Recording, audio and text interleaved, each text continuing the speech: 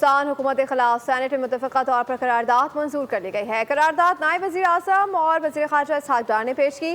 کہا پاکستان کے خلاف ایڈونچر کا خیال دل و دماغ سے نکال دیا جائے، بھرپور جواب دیا جائے گا۔ نیوکلیئر پاکستان پر حملے کا کوئی بھی نہ سوچے بلکہ خطے کے امن کا سوچیں۔ The Senate of Pakistan rejects all frivolous and baseless attempts to link Pakistan with the Pahalgam attack of 22nd April 2025 in Indian illegally occupied Jammu and Kashmir. Bharat کے بھونڈے الزامات، غیر سنجیدہ فیصلے۔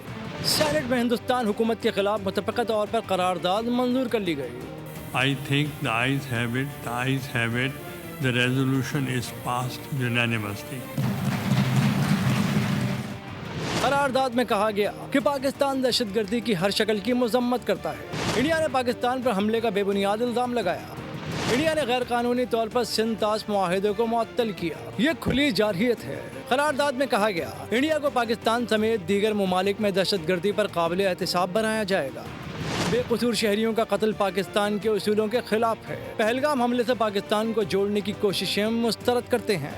ایوان بھارت کی بدنیتی پر مبنی منفی مہم کی شدید مذمت کرتا ہے۔ ہندوستان کو خبردار کرتے ہیں پاکستان ہر جارحیت کا بھرپور جواب دے گا۔ قرارداد پیش کرنے والے نائب وزیر اعظم اور وزیر خارجہ اسحاق ڈار نے کہا ایڈونچر کا سوچنے والے بھول جائیں کہ ماضی والا جواب ملے گا۔ نیوکلیئر پاکستان پر حملے کا کوئی سوچے بھی نہ۔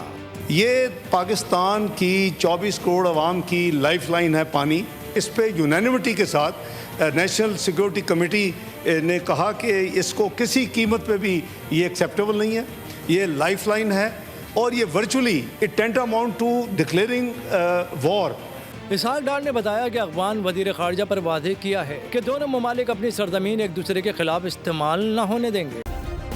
سبسکرائب کریں اور بیل دبائیں تاکہ کوئی خبر رہ نہ جائے۔